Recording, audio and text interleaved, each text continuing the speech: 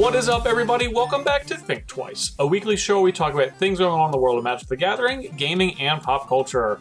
As always, for episode 31, I'm your host, Justin Parnell, joined by my co-host, Ali Aintrazi, and this week, we're going to be talking about the big unbans in Modern, the new Magic story, Wool Over Your Eyes, and our top 10 favorite Google Chrome extensions.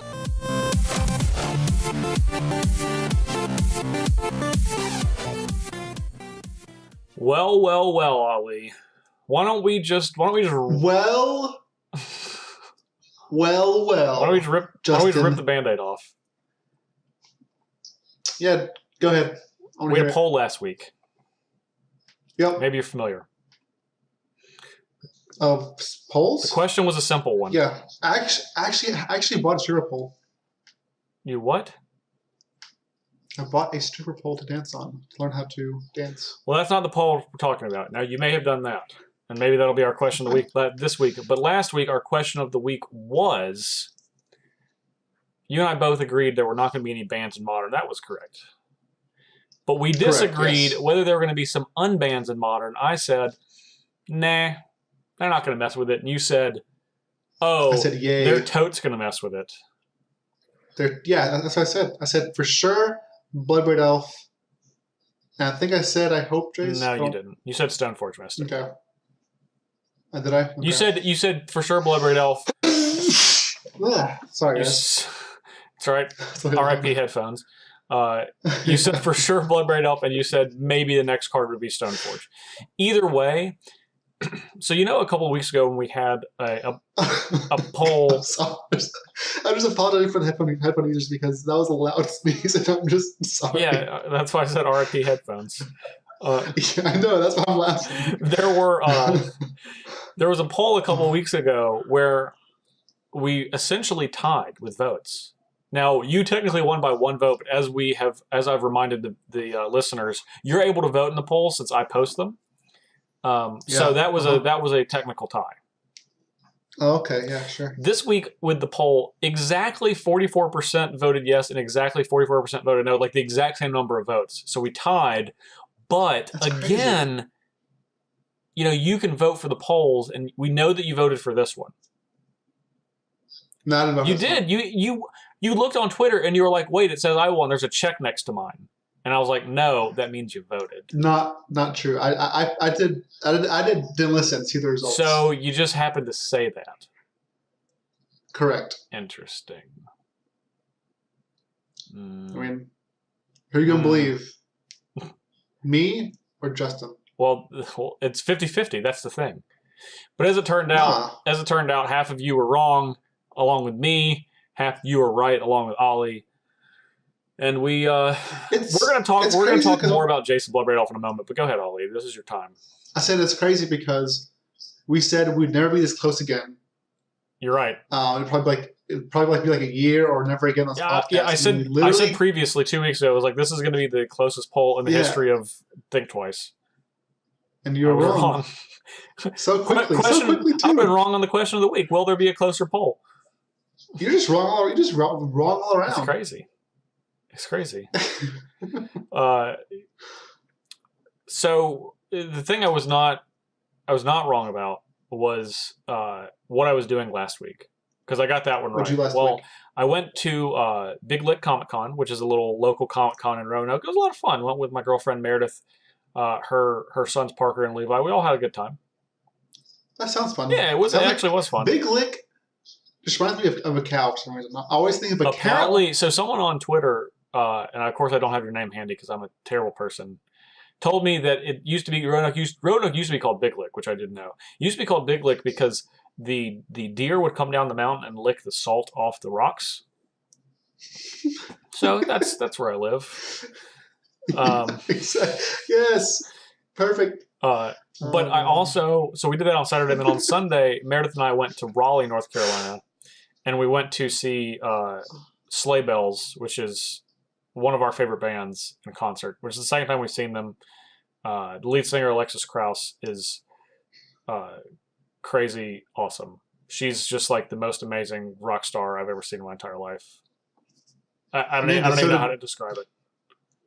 So the Sleigh Bells, did they originate from Big Lick? Because the names are kind No, of similar. no, not at all. Oh, man. They're from Brooklyn, technically. Not Big Lick. Yeah, no, not Big Lick. We're not talking about that anymore. We've moved on from Big Lick. I'm still stuck there. Anyway, what did you do last weekend? I played Pokemon Go. Okay. But I still did not catch Groudon or Kyogre, so now I'm missing 2 legendaries from my Pokedex. I'm missing one. I don't have a Zapdos.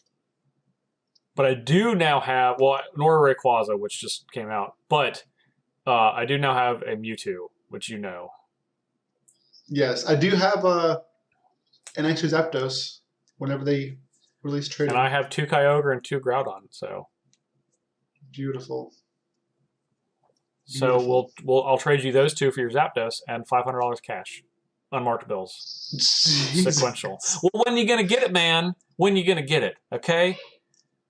This is how you got to get it. $500. Oh, and man. you've agreed to it. Everyone listening has heard him agree. This is what we'll have you doing. No, yeah, obviously. There's no way. It's not $500. Fine, I'll take a cut. $400. Okay, let's just move on. That's the best friend special. What do you want from me? I'm just out here trying to make some side cash. I'll give you a sweet Thinktwice playmat. Well, why are you jumping the gun on things? Am I? Yes. We're going to say that until the very end, and right now we're going to move on to our next section. So, all of you have anything else to say? Good, shut up. We're going to take a quick break, and we'll be right back in just a moment.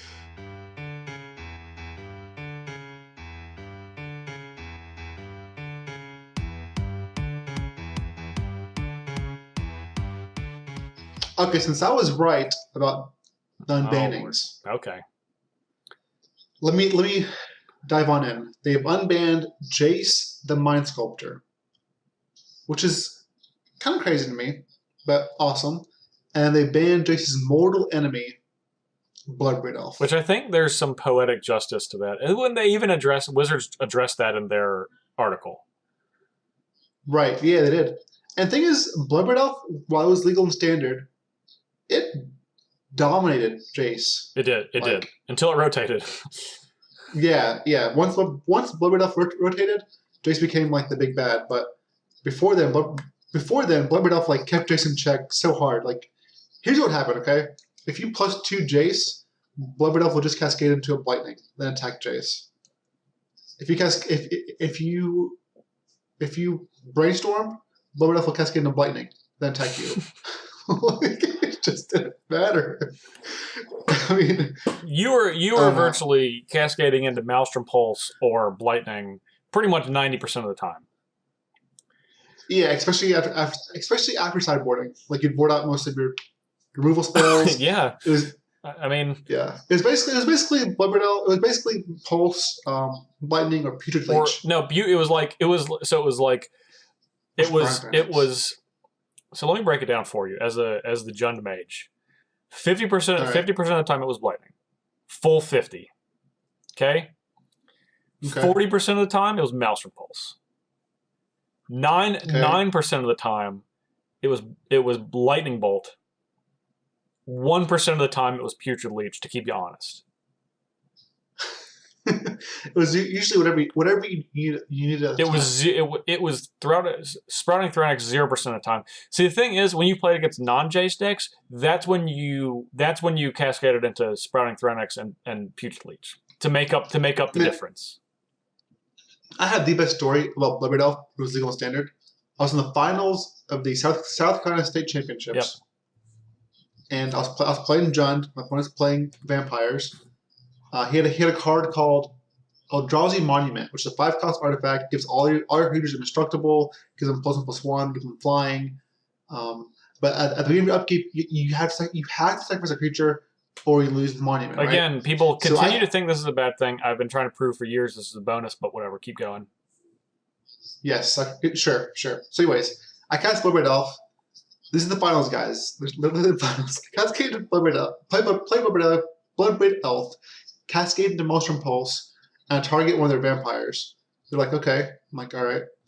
then they point at their Eldrazi Monument. I'm like, oh crap, it doesn't die. Like, yep. And I was like, okay, go. And then I proceed to win that game in the match. That's how good Bloodbraid Elf was. That wasn't a very good story to describe how good Bloodbraid Elf was. It was. It was perfect. Okay. So. Or maybe that speaks of how good Jund was. Yeah. I think it was the combination of all of the other cards.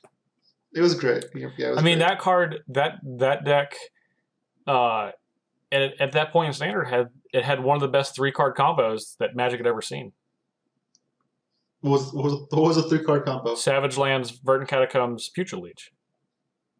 Oh man, that is a It defeated many decks. Did you know actually end up cutting Putrid Leech for Rainbow Growth? Yeah, towards the end. Well, that was when Jund, it was basically Jund on Jund crimes. You're basically playing Jund, and you needed to go over the top with Broodmate Dragon, and Putrid Leech was actually pretty bad in the mirror because, which is weird. Well, but since you could only pump it once, you could just respond and bolt it. Yeah, and that the good players got the bad players with that frequently. So then the good players decided, well, instead of having to worry about playing the Lightning Bolt Putrid Leech game, I'm just going to not play Putrid Leech. I'm just going to play Rainbow Growth. And go over the top. Yeah, for sure. But the big bad now, it's no longer Bloodbraid Elf. People are scared of Jace the Mightiest. They are. When that thing was unbanned, I saw tweets, I saw Facebook posts, I got phone calls, I got text messages, got people knocking on my door, and they're like, Ollie, the world is going crazy. Yes, half of them were saying this is going to destroy Modern. Other half was saying this is completely fine. And then it was just crazy, like the complete opposite complete opposite sides. It was either you were like, this card is fine, it's not going to like destroy the format, or you thought this card was the apocalypse.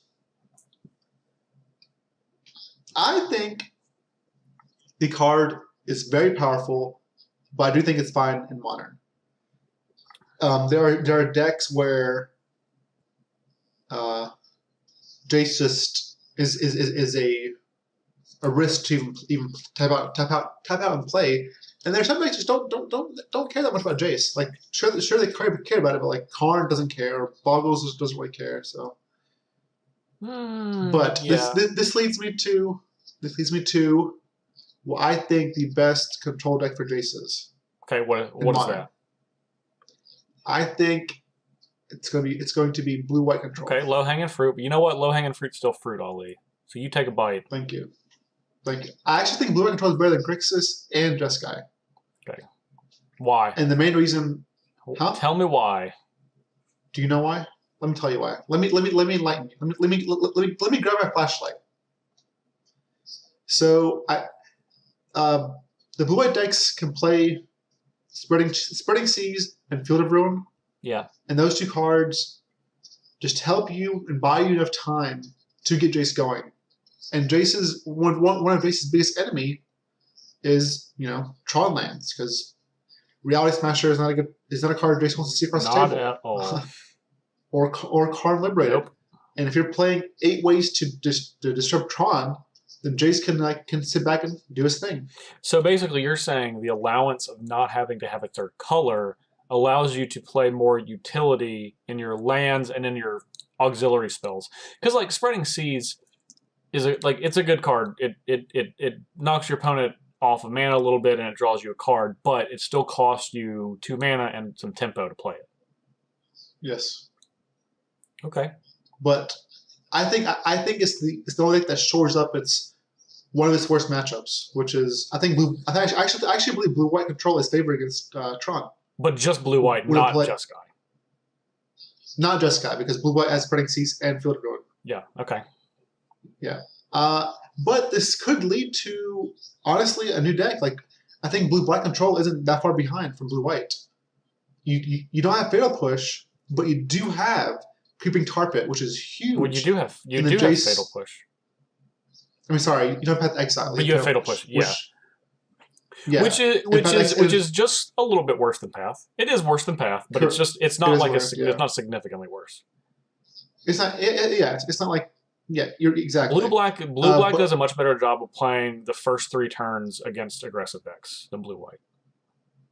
Yes, they have collective brutality. They have hand destruction too, and they have obviously more removal. And they also have board wipe. They do have divination in modern. Yeah, so just like Wrath. And you get the best creature land against Jace, which is Giving Carpet. And arguably the best creature land. Now, obviously, Celestial Colonnade is like the most expensive one, but that is due to its color combination more than anything. Correct. Yeah. I agree with that too. I think Carpet is the best creature land out of all. I do too. I don't think it's close. Yeah. And also, blue-black control can actually jump ahead. Not only can I play Tarpit, but if you expect a bunch of Jaces, you can play a card like Hero's Downfall or something. So that's true. And white, you're kind of left with like Oblivion Ring type effects, I think, to handle Jace cleanly, and that's just not good. Yeah, that's not kind of gross. Yeah. You can't be tapping out on your turn to just answer a Jace with a sorcery speed 3-mana spell. Right, yeah. And yeah, exactly. That's perfect. And with black, you get the Downfall. Yeah. I do think another card that's going to go up in price and see play eventually, like blue-black control, is actually Disrupting Shoal. Okay, so I assume you think it's going to be doing a Force of Will impression? A very bad Force of Will impression. Yeah, but a very bad Force of Will is still not terrible. Yeah, exactly. I think the best deck for this is going to be a Blue Moon type deck because they play a bunch of blue cards. Like the only red cards are usually a couple Bolts and Blood Moon. Okay. So by playing Blood Moon, you buy enough time where you can just hardcast Disrupting Shoal, and it still lets you like cast a Blood Moon and protect it, or tap out, cast a Jace and still protect it too.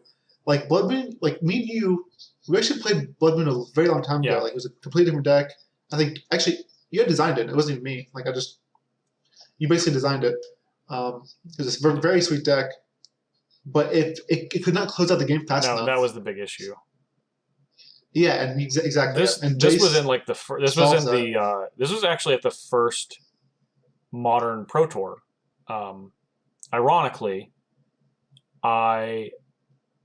this was in the post Jace and this was in the post like Callblade era. So Jace and Stoneforge had been banned in Standard.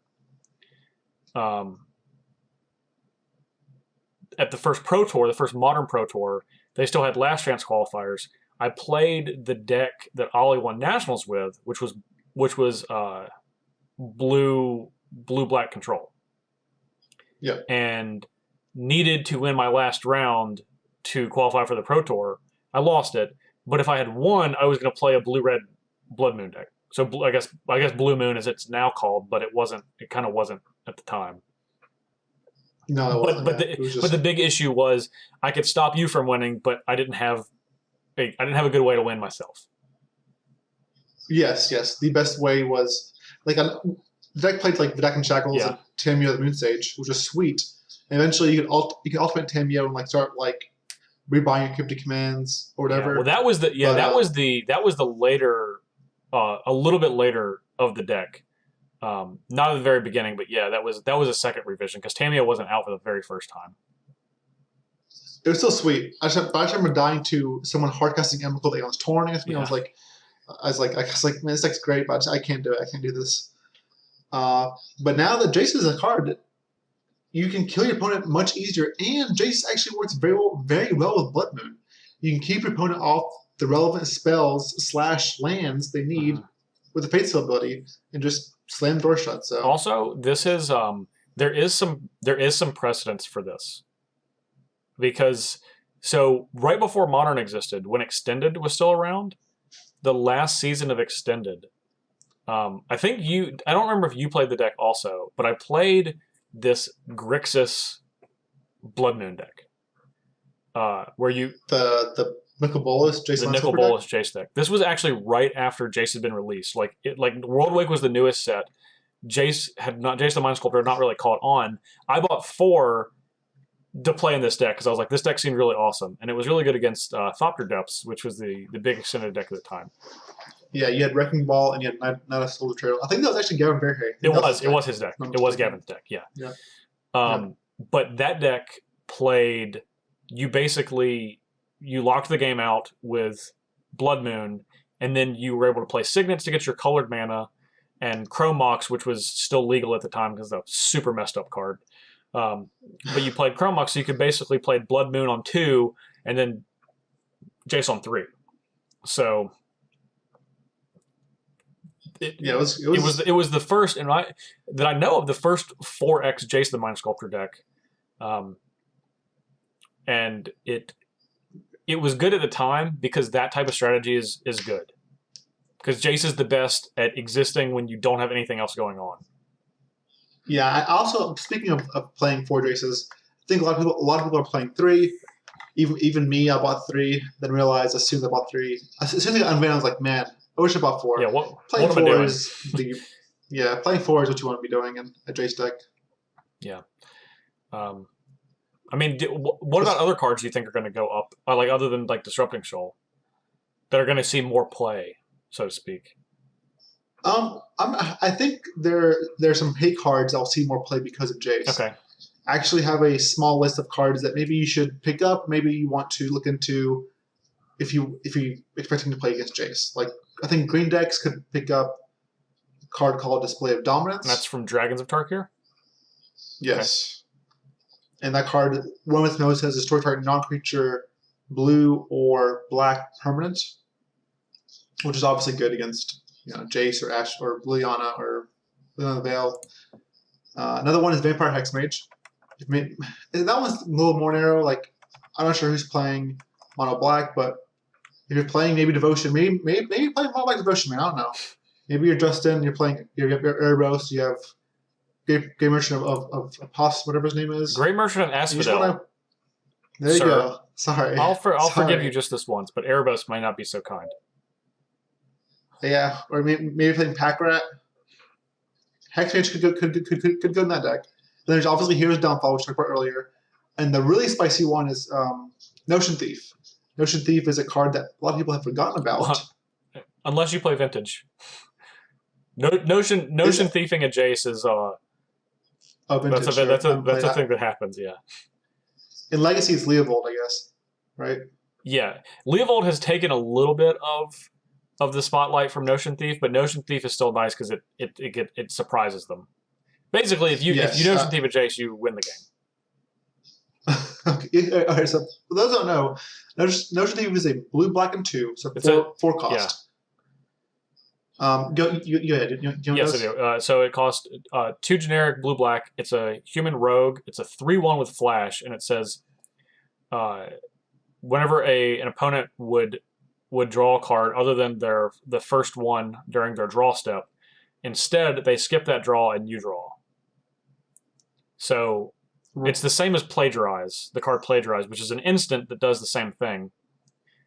But Plagiarize also hits draw step too. It does. It just says until end of turn, when target opponent would draw a card, they skip that draw and you draw a card instead. Yes. So Notion Thief just does the same thing, but it lets them. You can't lock someone out of their draw phase, but that's all they get. So with Jace, if you Notion Thief in response to a Brainstorm, you draw 3 and they put 2 cards back. Yeah, it's pretty gross. I mean, that's. And this is on their turn, so you're probably going to go on to win the game from there. Yeah, then you untap and then you can attack Jace if you want. It's actually pretty gross. Another one is called it's an old one. It's called Uba Mask. Yeah, from Champions Block. Yeah, it's Justin's favorite set. It's not. I hate it. If you want me to be frank. It's a 4 cost artifact, and it says if a player would draw a card, that player exiles that card face up instead. Each player may play cards he or she exiled with Uba Mask this turn. So basically just nullifies any kind of draw. Like even draw step and Jace Brainstorm, like no one's gonna be able to Jace Brainstorm is awful because You draw Yes. them into exile, and then you put 2 back from your hand, and then if you don't cast the 3 that you drew this turn, they're gone forever. Yes. And this is more of a card for decks that can accelerate quickly, maybe an artifact deck. Heck, maybe you're playing Lantern, you just want to have this as a war target. Yeah, I think it's probably worse than a Pithing Needle or whatever, but it's good for it's a nice option to have. Yeah. For maybe fast mana decks. It's not nothing. Yeah, and then the last one is just Jace's Defeat, which I'm not sure if I've said that or not, but very simple one. It's Gainsay, counter a blue spell, who's a Jace, cry 2. Yep. So just solid, but unspectacular. We spent a lot of time talking about Jace though, and I feel like you're disrespecting Bloodbraid Elf. I'm sorry. We talked about Bloodbraid Elf in the beginning, but you kind of moved away because you felt like that Jace is the more important figure. Oh, I'm sorry. I apologize. I apologize, Bloodbraid Elf. You actually, Bloodbraid Elf did more for you than Jace did. I think. Probably so. Yeah. But yet, Jace here you are. And open. Yeah, that's true. That's true. But Elf won me States and maybe top 16 my first Pro Tour. Or top 13 my first Pro Tour. So why don't you pay some respects then? You're right. All right, Bloodbraid Elf. Where is Bloodbraid Elf better than Jace? I say Standard 2009. Correct. But I think Teamer. I think Bloodbraid Elf is better than Teamer than Jace's. Okay. And the reason being is because you don't want to cascade into Snapcaster Mage really with Bloodbraid Elf. And I think Snapcaster is better than Bloodbraid Elf in that deck, especially if you're planning to play Ancestral Visions. Yeah. Like cascading Bloodbraid Elf into Ancestral Visions is obviously insane. Yeah, it's a time tested strategy for winning. Yes. So I actually think Bloodbraid Elf is better than Jace and Teamer decks. So the thing is, you kind of have to have a setup draw, because otherwise you're just rando cascading, right? So in the Teamer deck, what are you hitting if you're not hitting Ancestral Vision? Because obviously that's great, but that's like the best thing you can do. And of course, the only card that lets you set up what you're going to cascade into is, of course, Chase the Mind Sculptor. Yeah, maybe you play both. You could cascade into Crystal Shard, then bounce your Jace and replay it. You mean bounce your Bloodbraid? Yeah, sorry. Wow. Yeah, that's disrespect. I'm literally trying to get you to talk about Bloodbraid Elf, and all you want to say is Jace, Jace. Okay, let's move away from Teamer. Let's go to Jund. I think Bloodbraid Elf makes Jund a playable deck again, because it was, let's be honest, it was unplayable before this unbanning. This hurts me to say. Really? What do you think? It's just not. It's not. I just don't think it does. Joe, I'm sorry, man. Listen, I know you're out there. I'm sure you've done great with Bloodbraid Elf, your old friend, but I love Bloodbraid Elf too. I've cast Bloodbraid Elf a lot, more than a lot of people. What are we, Duke? He loves Jund too. Man, I don't think Bloodbraid Elf makes up for Lingering Souls and Path to Exile and Siege Rhino. I love Bloodbraid Elf. What if look, what's the you picked up, since Bloodbraid Elf has been gone, you picked up a pretty spicy cascade. Do you know what I'm talking about? Know what card I'm talking about? No. Kolaghan's Command. That's a pretty spicy one. That's basically that's Blightning, baby Blightning, with a bunch of other options to do. Yes. And it's better, obviously. Kolaghan's Command is a significantly better card than Blightning is by like leaps and bounds. But even considering that, you're just trying to grind so hard with Jund. Like, that's all you want to do is grind. And look, Jund is going to be good against the Jace decks other than the Spreading Seas ones. So obviously the one you think is going to be the best one. I think right. Jund is going to be successful against those. Like, it's still true that Bloodbraid Elf wants to see Jace across the table, because it's like, oh yeah, Watch this. Yeah, yeah. Hold my beer. So I think if the better that Jace gets, Bloodbraid Elf will kind of rise against it, just naturally. But the difference is Bloodbraid Elf wants to pull things to the middle, like it wants to pull your opponent's deck into this mid-range fight. And there are decks, and I think there's too many of them, that don't care about Bloodbraid Elf or Jace. They just don't even care that those cards exist. Tron doesn't care. Yeah.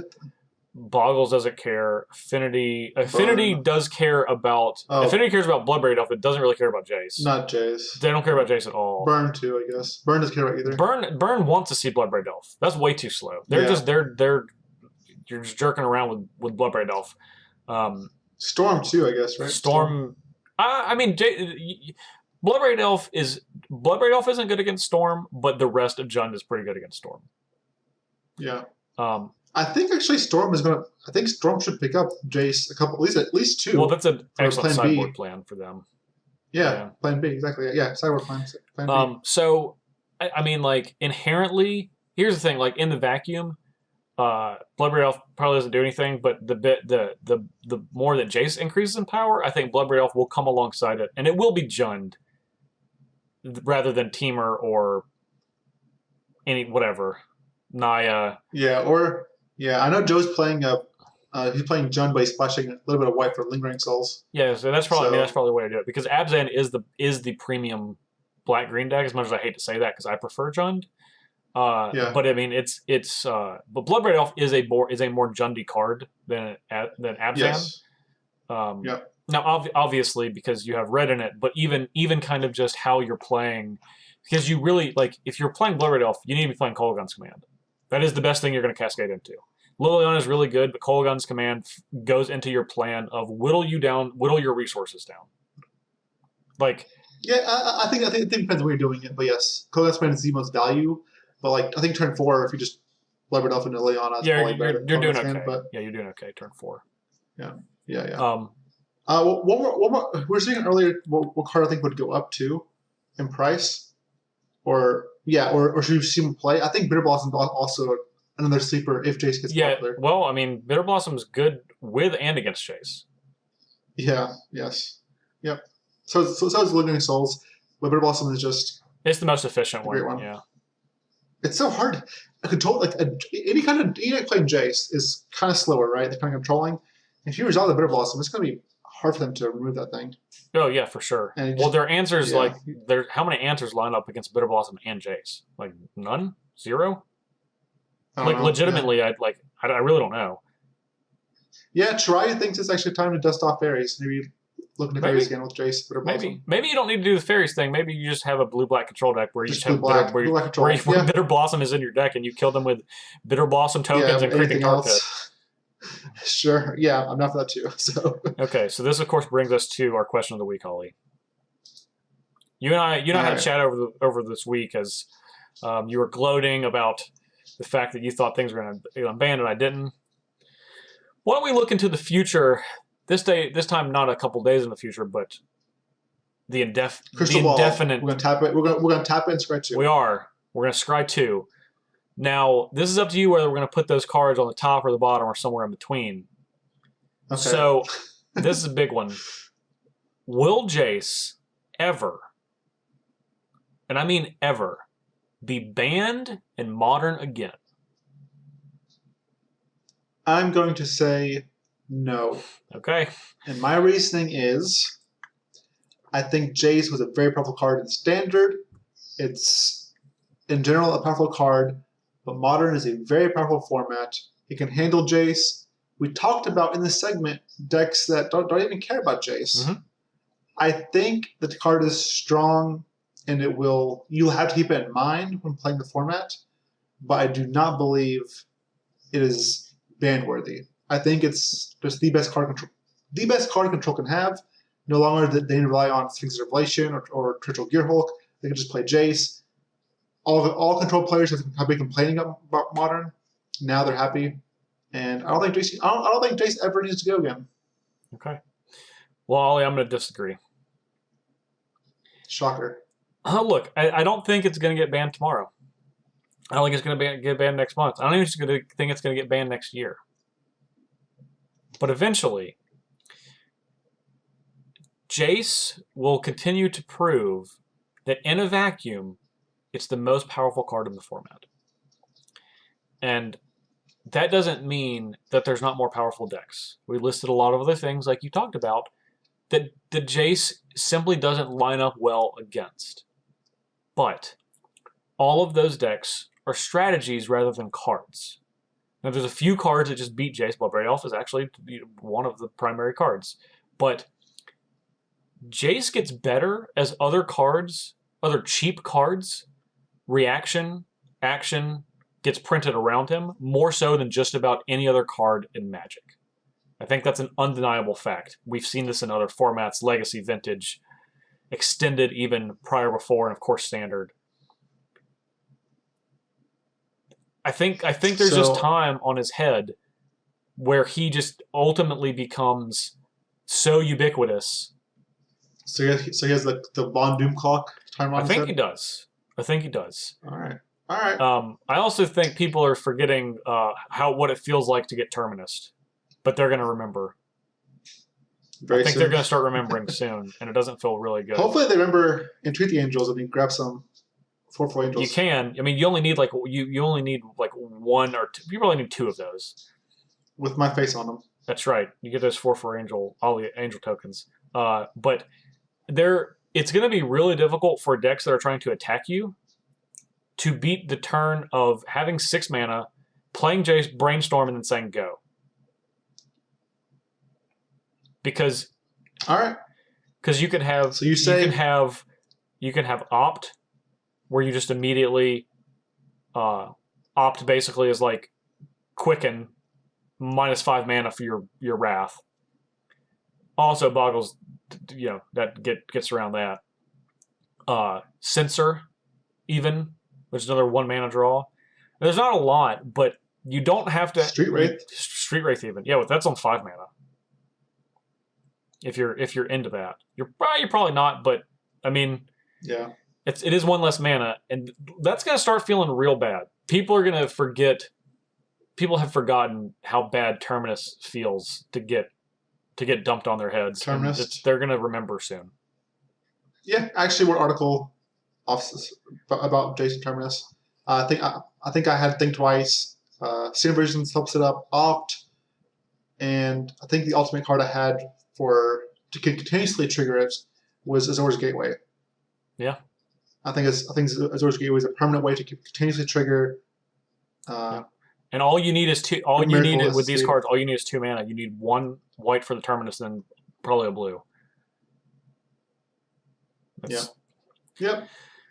All right, so I still think no, though. I still think Jace is a fine card. Like, whatever. Now we have miracles in the format. There's no top or counterbalance deck. So I say no. I say yes, but it'll be a little while.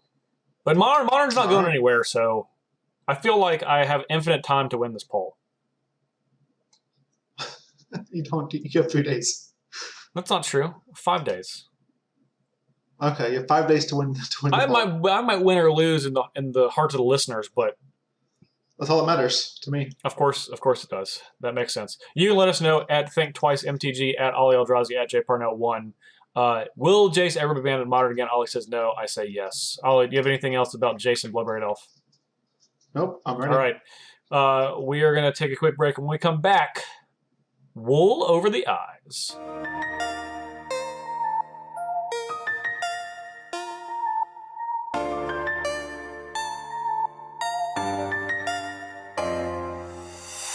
Ollie, are you satisfied? Are you satisfied with your time on Ixalan? I guess. Wow, that sounded really satisfied. I mean, I'm glad we're moving on. This story was just underwhelming to me. Like, I understand what the whole point of the story was, to tie up loose ends, but the best part I wanted to hear about was Angrath, and he had the smallest section, man. He had the smallest section. Yeah, so we saw Watley, Angrath, Vraska, and Jace. So four planeswalkers. Yep. And then I guess, why don't we start from the bottom? Sure. Now we're here. We saw Opta. Oh my gosh, I can't think of his name. The Emperor, the Sun Empire Emperor. As you and I thought last week that he was ultimately going to be the part of the story that was focused on, and fortunately they just left it really short. And they were like, oh well, the Sun Empire they conquered Orazca, and now they want to conquer Torrenzin, which is the other continent on Ixalan. So, all right, they did that. Now that we have that out of the way, what are we going? Who do you want to start? Who do you want to? How do you want to do this? Wally, Angrath. Let's go in order. Wally. Okay. Yeah, Wally. So Wally goes to the plane she saw originally in her vision that she thought was Orazca. It was actually Kaladesh. She goes there. She sees all these things she's never seen before, like inventions, which there's not that many back in her home plane. And she meets up with Saheeli, becomes BFFs with Saheeli. Saheeli wants to invent a dinosaur because she's never seen a dinosaur before. And it's, Wally's forgotten about her home. She's just enjoying Planeswalking now. I don't think she's forgotten about her home. Not forgotten, but like she's like so excited. She's like it's not in the forefront of her mind. Like she forgot that tomorrow I have to go get the Warrior Poet helmet. I have to do this. She's forgot about it. I don't think that's fair to say. I think she is just exploring the extent of her ability, and she's curious. She's curious by nature, and I think that is something that's an interesting character trait. I do like that they kind of like Saheeli was there, and they had a little bonding moment. It was kind of cool when Watley was trying to describe dinosaurs. Saheeli's like, "What are those?" Watley described them. Yeah. So he was like, "Oh, I'd like to make one of those." Yeah. That's funny. So there is one dinosaur mech card in Magic. You know that, right? No, I know that. Yeah, it's Grimlock, Ferocious King. It's the Hascon promo. Oh, okay. It's an artifact. It's an artifact dinosaur. It's a transformer, technically, but it's a Magic card. Oh, you think that's Saheeli's style? No, not necessarily, but I did think that's kind of cool. They could have put that little nice little Easter egg. But yeah, I mean Saheeli just whatever. Like she's neither of our favorite characters, so I'm fine. I'm fine not hearing from or not Saheeli, Watley. Yeah. Saheeli's also just whatever. I'm fine with them doing their own thing and not having to interact with them for a little while. Yes, the one that I think they're just giving a nod off to, just letting go, like Saheeli basically is Angrath. Angrath has the small section. He basically goes back home. He goes back to his essentially what was like his hut or his house, and he hears people like working on iron and being on a forge, and he realized that it's his children. And apparently, they can smell their family, like people, because they're minotaurs. So the kids sniff the air. They realize it's Angrath. Angrath sheds a tear, and it's like burns on his skin because he's like fire, or I don't know. It was just I'm explaining it poorly, but like the moment was actually was really sweet to see Angrath, a person that's like so vicious and kind of aggressive and kind of mean, just actually cry because he's flying back home. He's seeing his children after 10 years or something. His children who are adults now. Yes. So yeah. I mean that's really important. Like just to say, that he's been gone. He's been gone for a while. I think he said 23 years. It was something a long time. A long time. He did not see his wife, which was he did not. No. I think you're kind of led to believe that his wife is gone, but that's not, entirely true. Yeah, you don't really know. But to see his two daughters, who obviously he loves so much, and that is his reason for everything, his reason for doing anything that he did. I don't know. Angrath's just a great character. I really hope. Of all the new characters we were introduced to in the Ixalan story, he's the one I want to see the most again. I agree. I agree with that. Which is weird because I never thought I would say that of a Rakdos Planeswalker, and this is definitely the case. I mean, it's just kudos to the story team for creating him in a way that is great. I mean, he's an authentic character, which I really liked. Yeah, and I think that's honestly been in kind of short supply in Magic story with a lowercase s, mainly, like, you know, the stories that they've been telling and the characters they've been creating. I don't think there's as many authentic characters as there could be for people to relate to, and I think Ingress is one of those. I agree. Okay, so then after that we have Vraska. She goes, back to Ravnica. She gets her letter to meet Bolas at the meditation pools, the meditation realm. She planeswalks there. Bolas obviously is like, hey, she's like, I've done my job. Bolas, goes into her mind, starts prying, starts seeing what she does, sees a bunch of false memories. She sees like a bunch of true memories, sees some false. One of them was where she got the Immortal Sun. By getting it, she basically turned everyone into stone. Goldstone. Goldstone, yes. And then also, she also made a Zor. Yeah. Killed a Zor by petrifying him as well.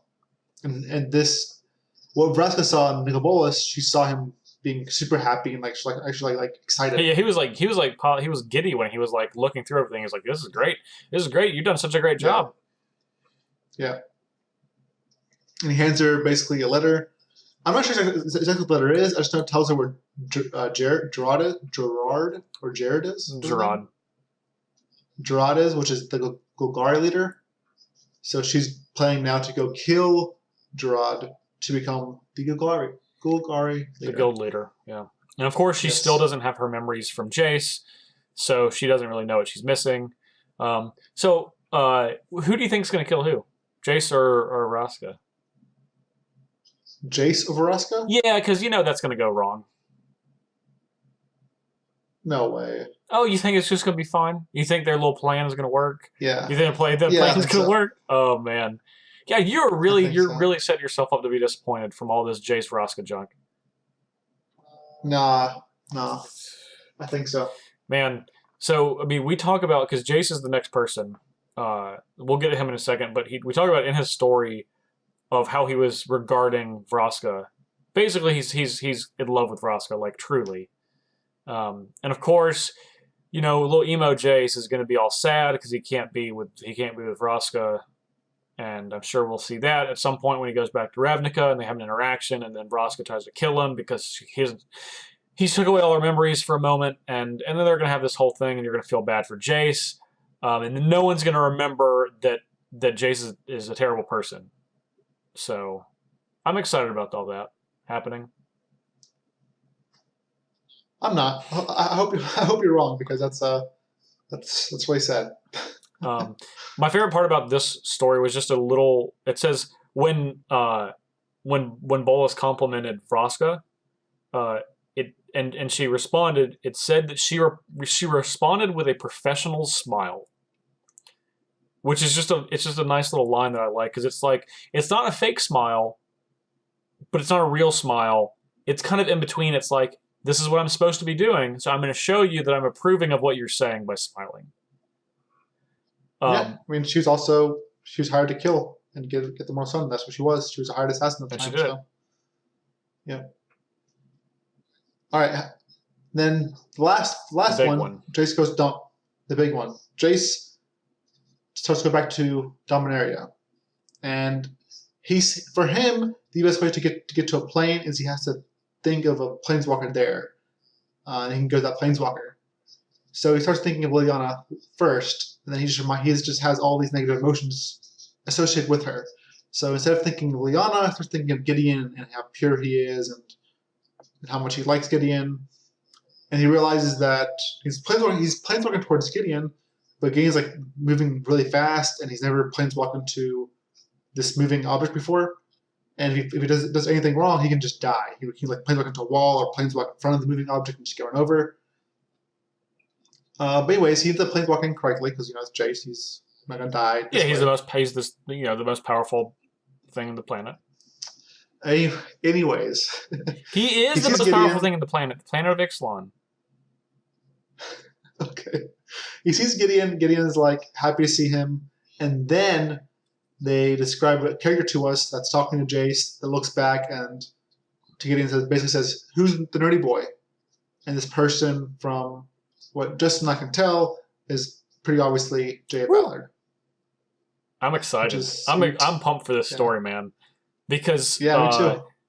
so like we'll get into Dominaria in a second. I want to talk about because that's the very end. Yeah, I want to talk about some of the other things in this one. I really liked how it went over the mechanics of planeswalking because that's not yes, something yeah. that we've heard much of before. Like not in that much of detail because it actually spent several paragraphs describing of how Jace was attempting to planeswalk, which was natural for the story because normally when a planeswalker is planeswalking, they don't have to put all this concentrated thought into it. But this is the first time since Jace has got his memories back that he's planeswalked, so it's kind of riding a bike. Like he didn't really forget, but he wants to make sure he's off to a good start so he doesn't mess up.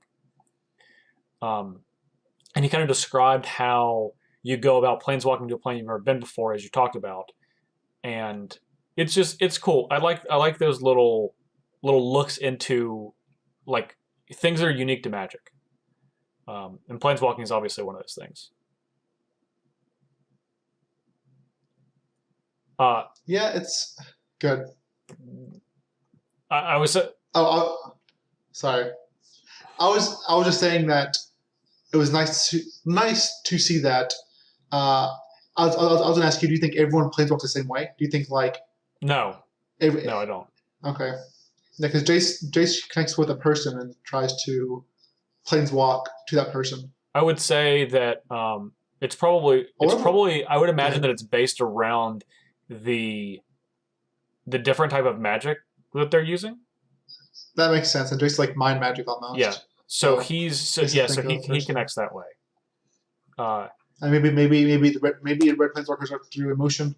That's kind of cool, actually. Yeah, or at least like I would imagine like if Chandra was planeswalking, it would be more of like an energy, like where she'd be able to focus on the energy of a plane. Okay. Or maybe I think it's more Nissa or more green. Maybe. Well, Anyways, energy doesn't necessarily mean life. Correct. Because right. like a volcano exploding would be a tremendous amount of energy, but a lush forest would be a lot of life, and that's what Nissa could focus on. So I don't know. It's interesting. True. I think I imagine that everyone does it slightly differently, but that would be really cool to see.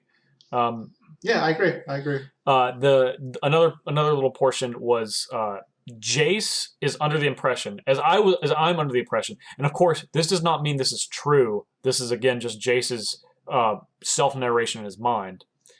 That when he's thinking about Ugin, he thinks that Ugin tried to use Jace to lure Bolas to Ixalan to be imprisoned. Which is what you said. And I said it was a failsafe. Yes. Yep. Ultimately, you're probably right, but it is interesting that Jace also thinks that. Yeah. And also, I don't think we'll ever know because Ugin's a jerk and he's certainly not going to tell him. And Ugin's not who we think he's going to be. Do you think that... Okay, so Jace is obviously planeswalking to a moving object, right? Do you think that moving object was the weather light? Yes, I do. Okay. It's interesting. I think I don't know what else it could be. Yeah, I don't either. I mean, of course it could be, and of course the answer to that is it could be literally anything else. But we're going back to Dominaria. Yeah. What's the difference between the weather light and the lace weapon? I'm sorry. The legacy weapon is on the weatherlight. It was okay. It was a basically like a energy cannon. Okay. I thought they're different, but I guess I see what you're saying. The legacy weapon was a weapon on the weatherlight. Yeah. Used to eradicate Yawgmoth and his dark magicking. Quote unquote, air quotes on dark. Air quotes on So Yawgmoth, air quotes on it, magicking. okay. So okay, so this story is basically for the story. But let's I want to talk about a little bit about Dominaria since we're already kind of here in a way. Well, I mean, Jace is there. Gideon's there. Yeah. A random red-robed 70-year-old woman is there. Yeah, random. Yeah, well, we know Dory is there. We know Teferi's there. We also know the Cabal are there, and we definitely know they're there. I believe it's from a podcast. I believe I heard it from the Cabal there, and there's a big bad vampire. Why do we know that? From the podcast introducing the new Martha. Introducing Martha as the writer for Martha Wells. Martha, yes. Okay. So Anyways. Go ahead. Sorry. Yeah. Anyways, so she the interview with her for like 10 minutes, I think, and she spills some insight, I guess, of what she's working on. And she mentions a brief mention of some vampire that she really likes, a character that we've never seen before, or I've never heard of before. And she mentions the Cabal. Do you remember the Cabal is in like from Odyssey block? The Cabal. Yeah, I honestly thought. See, man, I did not know Dominaria this big. I thought Odyssey was different. No, Dominaria is the center of the multiverse. Oteria, which is the continent that the Odyssey block takes place on, is on the plane of Dominaria. Dominaria's huge. It's massive. It's crazy.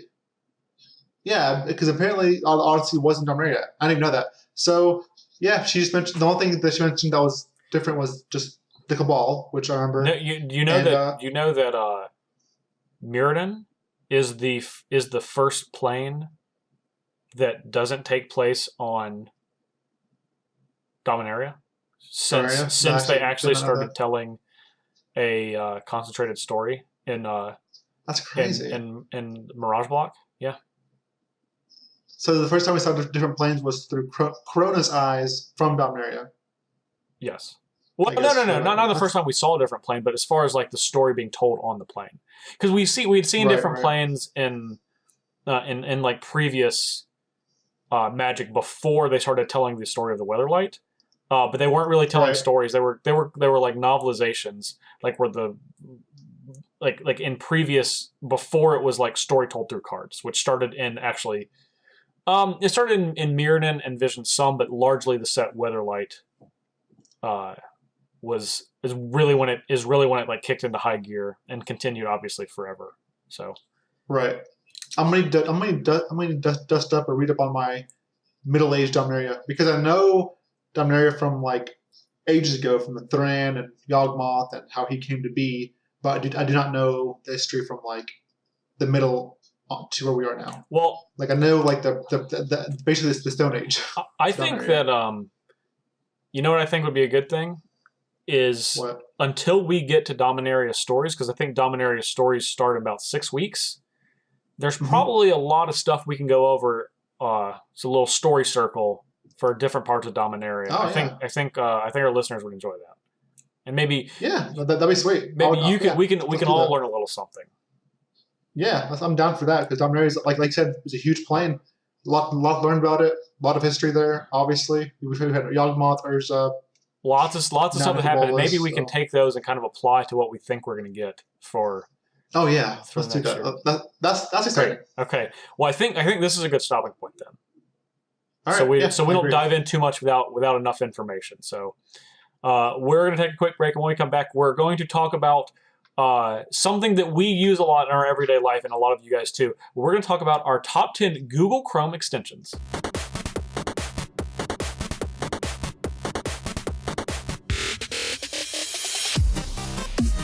Ollie, something that you and I both use a lot it's something pretty simple, and I'm sure most people use it too, and that is we use Google Chrome as our internet browser.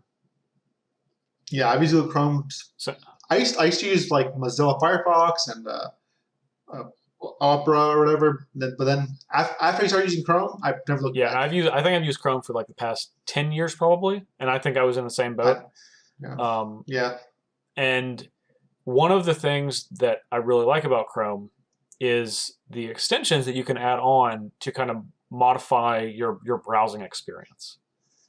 And this is something, I guess like a lot of you are like, oh, this is a weird topic for them to talk about. But, sometimes we like to just talk about stuff that we use in like our everyday lives. Like we talked about like gear and magic, and like music that we listen to. So this is more of like a personal look into us that we think that we can, that we can share with you guys, because you guys can probably get a lot of use out of these if you aren't using these already. So we have 10 extensions. I would say we'll call these our top 10, our compiled list. Yeah. Not in order by any means, but definitely our top 10. Yeah. No particular order. This is kind of a combination list. There's a few that Ali and I both use, and there's some that just Ali uses, there's some that I just use. So we'll kind of just go down the line. Yeah. Okay. All right. You gonna get started? Yeah. Justin and I both use uBlock Origin. This is basically an ad block, but it is the best ad block I've ever used. It blocks things that ad block doesn't block, and it also loads pages much quicker than ad block does. Sorry, I should say much quicker. Like if you have a very good computer, the difference is going to be that much different. But uBlock Origin does load pages faster than if you had ad block, and also blocks more things. And this is just the best one that I personally used.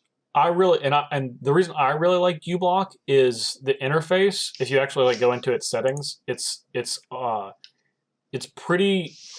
seems cut and dry, but that's because it only has things that are specifically helpful, and it just does a really good job at making sure that it's getting everything. Like Ollie said, I think it catches more things than in the either like uBlock, or excuse me, not uBlock, AdBlock, or like AdBlock Plus, or any of the other AdBlock things.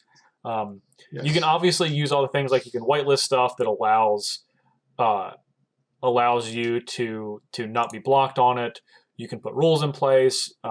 You can filter through stuff to make sure that different things are compatible with it.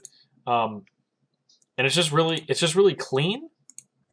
And you don't notice it's there, which I think is one of the most important things about this kind of extension.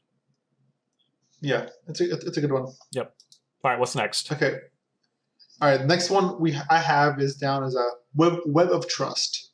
Web of Trust is just an add-on. So whenever you Google a website, let's say like you're trying to Google one, your friend's like, hey, go check out this website. It's great. You can watch all this anime on it, or you can watch Game of Thrones on it, or whatever.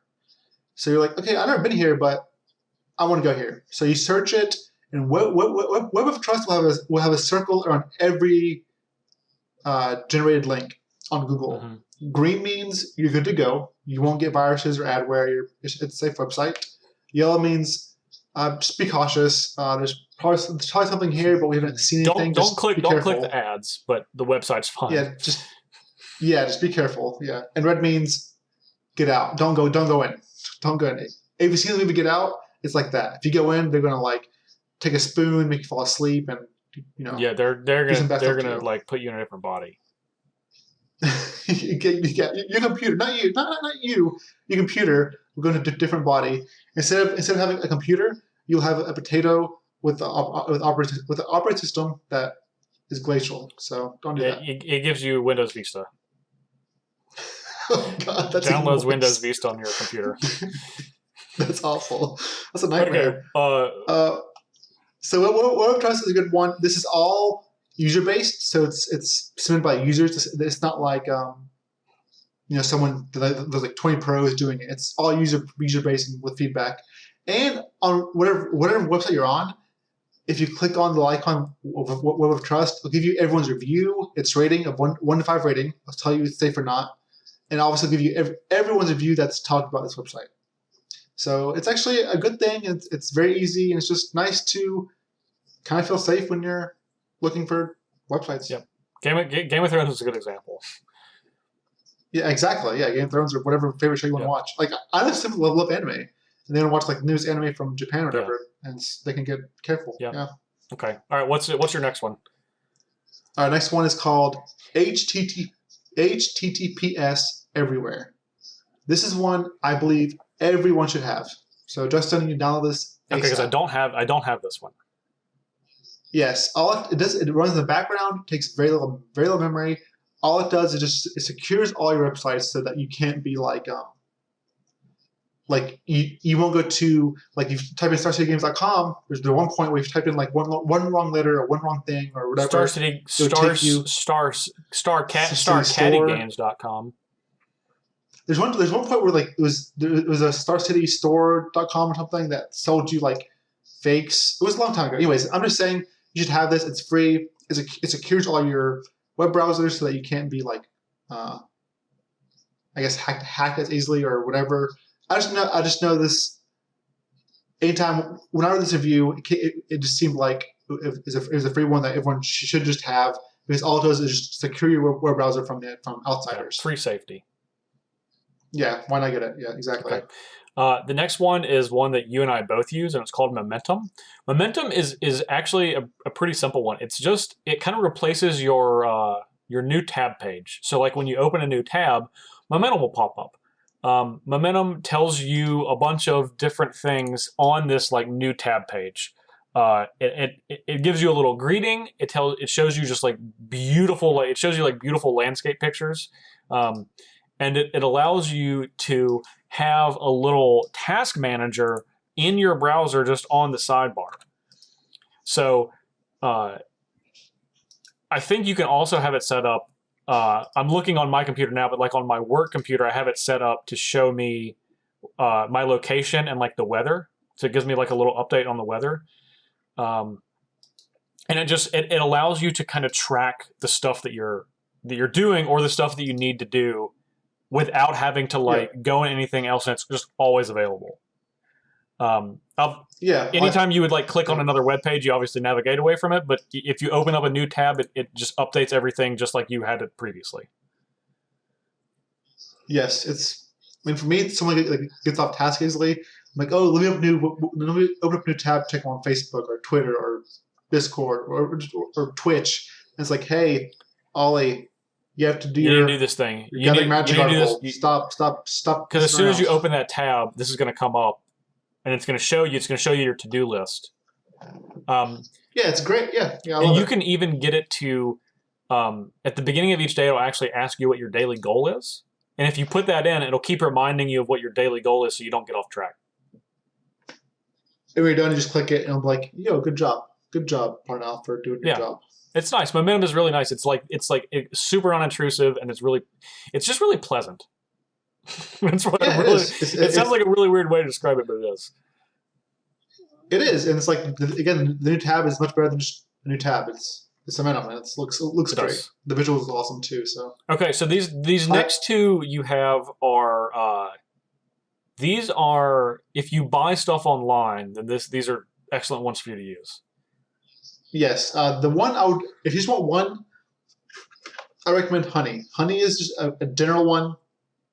Anytime you go to buy something, or like off Amazon, or off Walmart, or Radio Shack, like whatever you're doing. Shack, man, what year is this? Anyway, you keep going. Yeah.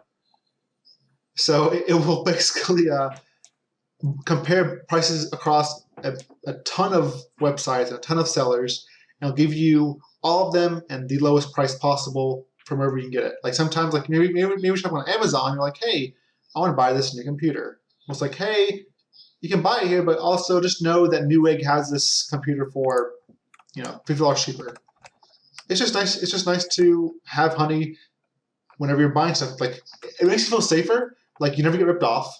You never like buy something like, man, I wish I would have known about this item on a different site. Yeah. So I highly recommend that one. And the other one I want to talk about real quick is called Camlizer. Camlizer is similar to Honey. I would recommend to get it if you use Amazon, because what it does is it gives you the price trend and the graphs for whatever item you're looking for, or whatever item you're looking at. So example, let's say you're looking at like Amazon Echo. They'll tell you, hey, it costs $100 right now, but last time during Prime Day or Prime Week, whatever, it was $50. So you should probably wait. And you can also set it to, on Camelot, you set it to like, hey, notify me when this item reaches $50. Tell me when it's $50 because that's when I want to buy it. Yeah. And then, so if it reaches that low, yeah, it'll tell you. It's great for Amazon. It's perfect for Amazon because Amazon prices fluctuate a lot, especially for the products. And so I would recommend this add-on if you like Amazon and shop there a lot. I wonder if you could use this for like Magic card prices. I don't know. Actually, that's a good question. I know I tried using Honey, and Honey just that wouldn't work. So the Camelizer extension comes from the website camelcamel.com, which sounds really weird, but it's exactly what this is. It's basically like a data website for tracking of how much things cost, and it's just like an absolute ton of data. You can just go back forever just to see pricing trends for all sorts of stuff. And this is just their little application for that. So it's pretty cool. It's great. Yeah, I like it. All right, next one, you tell us. So one we both use. Yeah. So this is one that Ali and I both use. It's called Grammarly. This one's pretty self-explanatory. It literally is like a grammar and spell check for your entire browser. So whatever you are in, you can turn it off on some websites because I use this for like I have this on my work computer and I turn it off for a few websites that I use for work because sometimes it doesn't work perfectly with the interface. But when it does, it's like a spell check. You'll never look like an idiot on the internet again. Man, that's a big piece of mind. That's a big piece of mind. Yeah, there's some people that get your wrong. Because as people know, if you're trying to insult someone on the internet and you misspell a word or use grammar incorrectly or use punctuation incorrectly, then your whole insult does not count. Correct. Yes. So if you are a person who loves to fight on the internet and battle with people, get Grammarly is for you. And even if you're not, if you ever in a professional setting, I communicate with a lot of people through email, and just in any sort of digital based communication. So it's not rare that I misspell or it is rare that I misspell or misuse a word. But in the event that I do, I'm glad that I have this because it just catches it for me without me having to run it through Microsoft Word and spell check. So yeah, it's really nice. I like this one too. Okay, the next one, I think this is the only non-free one that we have, but it's so good, I wanted to add it on this list. And this is LastPass. LastPass is, the reason it's called LastPass is it's basically an extension that saves your passwords, which seems really simple, but this is one that not only does it save it, but it doesn't even allow your browser, so it doesn't even allow Google Chrome to have access to them. It will save them in your LastPass password bank, where you can you can essentially mix and match passwords. You can just create a password and then you can just set it to accounts through there, and then it'll automatically put it into those accounts when you go to the web page. And you basically, instead of allowing Google Chrome to do it, which is you can still do, this does it securely, so not even Google Chrome has access to it. So you literally just click on the LastPass icon and it will come up and it will prompt you to select your email address that you're putting it in for this website, and then it will load your password. It also can randomly generate passwords for you, so you don't even have to do any of that work. The only thing you have to do is remember your LastPass password, and then you'll never have to do anything else again. It works on all forms of Chrome. And it's, again, this is also something I use a lot for work just because I log into a lot of confidential stuff that I don't want other people to randomly have access to. So a lot of us use LastPass, and it's great. It's, again, there's not a lot of fluff, and it does cost money, but it's not very much. So if you have if you're a person that has 10 passwords that you use on a weekly basis to log into different stuff, this is worth it. It's worth the headache alone. I'm scared of doing random passwords. Because then if you lose them or forget them, you're just no. Well, that or being able to log in from my phone. Let's say I make a password. Yeah. So I can access my computer, but phone access it on my phone. I won't remember the random password. But if you're going through this extension on your phone, then you can. Oh, you can actually just click in and see what password you have for your bank account? That's great. All right. This is a great one. All right. Okay, awesome. So I have one more that I just use. This is the only Magic related one that we have, but this is the best one in my opinion. And obviously, like I think I'm thinking about Magic for my outside of my job, for my job, during my sleep, pretty much all the time. In the shower. At the time when I'm not sleeping and I'm online, I have an application that is called AutoCard Anywhere. This is just one that you add on to your browser, and anytime you have a card name that comes up, regardless of the website, and you can have websites that it doesn't work on in case you don't want these to appear, it will literally add a little pop-up that will show you a picture of the card, show you all the versions of the card. It'll go over like little pricing information, like it'll give you like aggregate meeting pricing information for the card. If you click the link, it can even take you to a website of your choice. Like you could set it up if you wanted to go to TCG Player, if you wanted to go to Star City Games, if you want to go to Channel Fireball, like to buy it, and like you set it up to where it's like, when I click this link, take me to one of those websites. It can do that for you. This is the number one thing.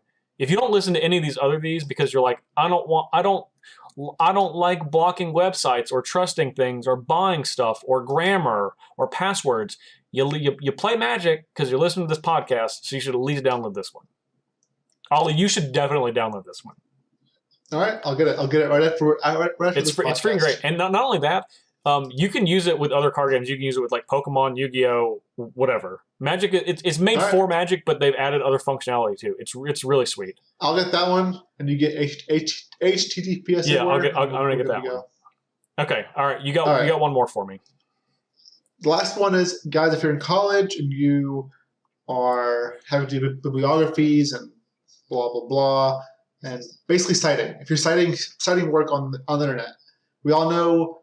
For me, it was a headache. I disliked it. I know, even when I memorized it, I still messed it up. Well, cite this for me. We'll literally cite whatever thing you get off the internet. Like, let's say you have a book, the dictionary, or you're reading some book online. I don't know. Sure. And you're reading the dictionary. People do that frequently. They're just like, you know what? I just want a good old dictionary read today. I don't know why I said that, but you know what I'm saying. Let's say maybe you buy a book on online or off Amazon. You're reading it on your computer, or even like you're checking up the newest article from The Onion. I don't recommend that, by the way. But anyways, if you're going to cite this, you can cite this, and it lets you cite it in APA format, and Harvard format, and MLA format, and Chicago format. Any way you want to, and then you'll be able to copy it and put it in your paper, and you'll get those extra 15, 20 points for having your sites right. I quickly hated this when I was in college, and Jesus, this thing was available. God, it changed my life. I think it literally would have changed my life. It was such a headache. It took like 30 minutes at least to maybe an hour. And not only, and the thing is, like, have you ever spent that much time on it and then did the wrong one or got something wrong? Yes, that's the literal worst. Yeah, you spend so much time on it, like. And it's like, this is wrong, this is wrong, this is wrong. Minus 10 points. You're like man, 10 points just for freaking getting my sites wrong. Like, ugh. I understand why it's important for those of you in the scientific community, or not even scientific, but from journalistic standpoints, like this is something that is incredibly important, especially for those of us that have made content before. And we're just talking Magic content. There's other people, I'm sure some of you are listening, that make important contributions to the world. So you understand how important this is, but it's just like, man, it's not a fun thing for anyone, but I get why it exists, and man, I wish I could turn back the clock and have this. If we could turn back time, some share. Yep. If I could find a way to add this to my Google Chrome browser, which I can because it's 2018. There you go. Maybe you can go back in time with Camelizer to see past price trends, and then cite those past price trends in your Yep. I got Exactly. it. Linking it all together. So, Ali, do you have any other thing about the extensions? No. If you like this, guys, let us know, because it's not something we do often. So yeah, and it's not like we have a list of like 11 through 20 Google Chrome extensions. These are really the ones that we recommend, but just like this type of stuff, we'd love to hear about it.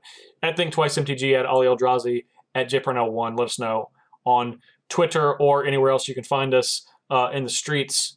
You can find Ali in the sheets. I think that's about it. Okay. All right. I guess we're done for the day. So we're gonna take a quick break and wrap up when we come back.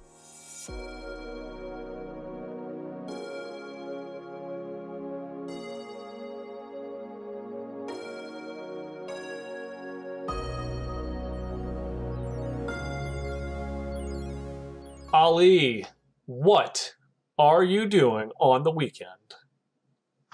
I'm actually traveling tomorrow. Ooh. Going to Indianapolis, which I think I was going to go to, but I'm going to go to. I'm actually kind of sad. I'm sad because I can't play Jace yet. I can't play Bloodbraid Elf, and I have to play Old Modern, a dead format, as they say. Yeah, but you know what? I bet you know what? I'm sure you can find a way to have fun, or at least prevent other people from having fun. Of course. I'm actually going to try Power Prism. It's the deck that I've lost to twice playing Lantern Control, and it seems like a miserable prison deck. Yeah. To play against. It looks terrible. And I had the itch for it. Like, I had played it at least one time. And I might as well play now this weekend. Get the itch out of the way. If it's good, I'll win. If not, then Jace, here we come. Exactly. What about you, Parnell? I'm not going to SCG Indy, but I am going to see Black Panther very soon, probably tomorrow. So I probably have seen it by the time most of you are listening to this. So I'm excited about that. Awesome. Yeah, I'll see that too. Yeah. Not on the weekend, but speaking of which, we are going to go ahead and give you guys a heads up. We are most likely going to be telling about Black Panther next week on the podcast as our during our pop culture section. So if you want to join in that conversation, you should watch it. Word on the street is it's very good.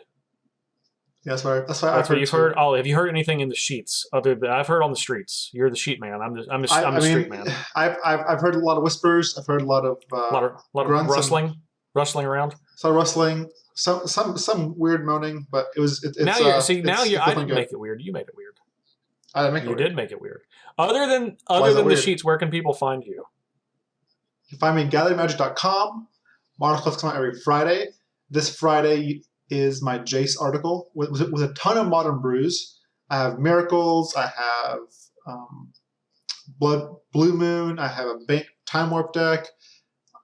Just check it out. If you like Jace, you want to check it out. Or if you don't like Jace, you'll also want to check it out because you'll want to see what's coming on the Modern Horizon. Yeah. You can find me on Twitter, twitter.com/Ali Aintrazi, twitch.tv/Ali Aintrazi, and yeah. All right, Parnell. Where can we find you on the streets? Besides the streets. You can find me other than the streets. You can find me at JParnell1 on Twitter. I'm also the host of the Commander Versus series on StarCityGames.com and YouTube. Every Wednesday, 11 a.m., we're bringing you hot, smashing, hot Commander content. It's real hot. Mucho caliente. Real hot, especially this week. It's hot. We're returning to the Randomonium this week. If you didn't watch last week, this is the part of the season, every season, where we do random decks and stuff happens. Sometimes we like it, sometimes we don't. Spoiler alert, it's one of those two things. If you want to contact the show, you can contact us, ThinktwiceMTG on Twitter, and of course, thinktwicemtg@gmail.com. If you want to find the show, you can find us on SoundCloud, iTunes, and YouTube. We'd love for you to leave a comment. You could share it. You can subscribe to it. You can do all that good stuff to make sure that other people know about this podcast, because the more people that know about it, the better off we're all going to be. You can also support the show on patreon.com/thinktwicemtg. We have an excellent announcement that Ali almost gave away at the beginning of the show. We have, as of today, physically received the playmats. If you're a Patreon supporter, or if you're not, you can go to patreon.com/thinktwice /ThinkTwiceMTG, and you can see a picture of the box of playmats as we took them. I'm going to quality control all of them, and we are going to begin to ship them out in about 2 weeks from now. So that's going to be the very beginning of March. So if you are owed a playmat from your support level in from January, we got you down. And if this will give another group of people some extra time between now and March to be able to support, to get to the level to be able to receive a playmat. They look great, frankly. We got tokens on the way. If you're due tokens based on your support level, we'll backlog you for the amount of tokens you're supposed to get. Do not worry. We will make sure you get all of your tokens as we get them. I've already sent out messages to people that are the Cruiser of Corfix. Well, Courser of Crewfix tier, but decklist. So if you guys were part of that, make sure you check your messages on Patreon. I've gone ahead and sent those out too. Awesome. And of course, the Agent of Bolus tier. You guys know who you are. I've been talking to you already. We're making some magic happen. So thank you guys for being awesome, and I'm really excited to get started on working on decks with you. So outside of that, we're still working out the kinks in our vodcast. We don't want to give you guys a subpar product. So we want to make sure that it looks as good as you guys expected. That's still coming. I know we've been saying this for a while. You guys crushed that support tier so quickly, we actually just were not prepared yet. We had no playmats, we had no tokens. Now we're just catching up on you guys really slaughtered quickly. it. But I mean, like we're getting the plan in motion. We got our playmats in. Tokens are coming soon. We are, like I said, we're getting close to being able to do vodcast. And we're thinking of more support tiers to be able to do. Once we do vodcast, we're actually going to be able to do our once a month deep analysis AMA style show. As soon as we have more information on that, we will give you more information on it. Ollie, anything else on Patreon that I forgot? No, I don't think so. I think you hit awesome. everything. We'd like to give a special thanks to our graphic designer, Amber West, our director and producer, John Choi, and of course our Agent of Bolus producers, Gordon Russell, Daniel Hunt, and Josh Lyons. Thank you guys very much for your support. We couldn't do the show without you, and I'm looking forward, as I said, to work with you on some sweet decks. Other than that, Ollie, I love you, the best host on the entire show. That's named Ollie. Oh, okay. Well, I mean, you're the one. There could be a lot of Ollies. You're the best one. All right, yeah. All right, Justin. Love you too. I'll see you in the streets. All right. And then you can visit me in the sheets. Okay, well, we'll see about that. Well, we love you guys too very, very much, and we'll talk to you next week.